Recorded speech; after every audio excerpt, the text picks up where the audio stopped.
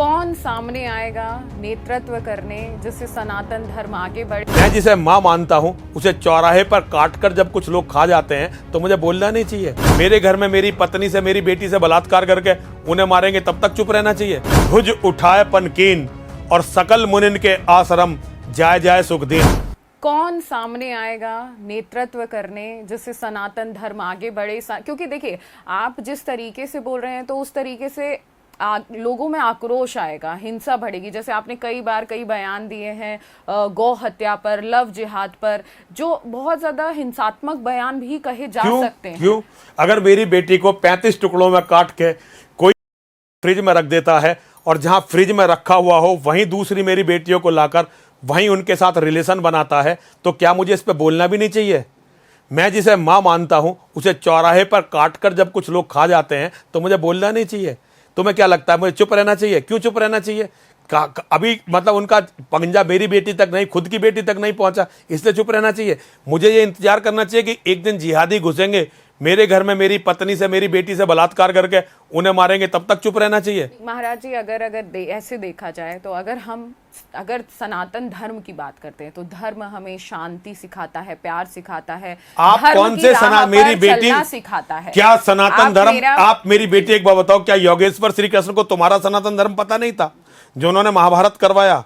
क्या भगवान राम को सनातन धर्म पता नहीं था जो उन्होंने कहा निश्चरहीन करहु मही, भुज उठाए पनकीन और सकल मुनिन के आश्रम जाय जाय सुख दीन? उन्होंने ये प्रण लिया था कि पूरी दुनिया को राक्षसों से विहीन कर दूंगा। क्या उन्हें तुम्हारा सनातन धर्म पता नहीं था? तुमने सनातन धर्म गलत लोगों से सीख लिया मेरी बेटी, इसमें मेरी गलती नहीं है। तुम सनातन धर्म को नहीं जानते।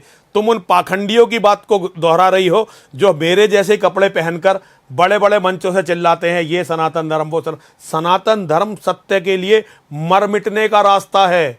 सनातन धर्म हिंसा को मिटाने का रास्ता है। निर्दोष, पहले हिंसा और अहिंसा की परिभाषा को समझो। निर्दोष जनानाम हननम हिंसा। जिस कार्य से किसी निर्दोष की हत्या होती हो, उसकी हानि होती हो, उसे हिंसा कहते हैं। और जिस कार्य से समाज से हिंसा को हटाया जाता है उसे अहिंसा कहते हैं। आप योगेश्वर श्री कृष्ण को किस तरह से हिंसक बता सकती हो? भगवान राम को किस तरह से हिंसक बता सकती हो? भगवान परशुराम को किस तरह से हिंसक बता सकती हो? वो हिंसक नहीं थे, वो हिंसा के विरुद्ध लड़ रहे थे। नरसिंहानंद हिंसक नहीं है, नरसिंहानंद हिंसा के विरुद्ध खड़ा हुआ है। ये जो कहते हैं कि हम अपनी किताब में पढ़ के पूरी दुनिया को समाप्त करेंगे, मैं केवल उनसे लड़ रहा हूं। मेरा किसी भी निर्दोष व्यक्ति से जो मेरा कत्ल करने नहीं आना चाहता उससे कोई विरोध नहीं है। जो मुझे मारना चाहते हैं, मेरी बहन बेटियों के साथ बलात्कार करना चाहते हैं, मेरी जमीनों पर कब्जा करना चाहते हैं, मेरे मठ मंदिरों को तोड़ना चाहते हैं, मैं केवल उस विचारधारा से लड़ रहा हूं। और यही मानवता है।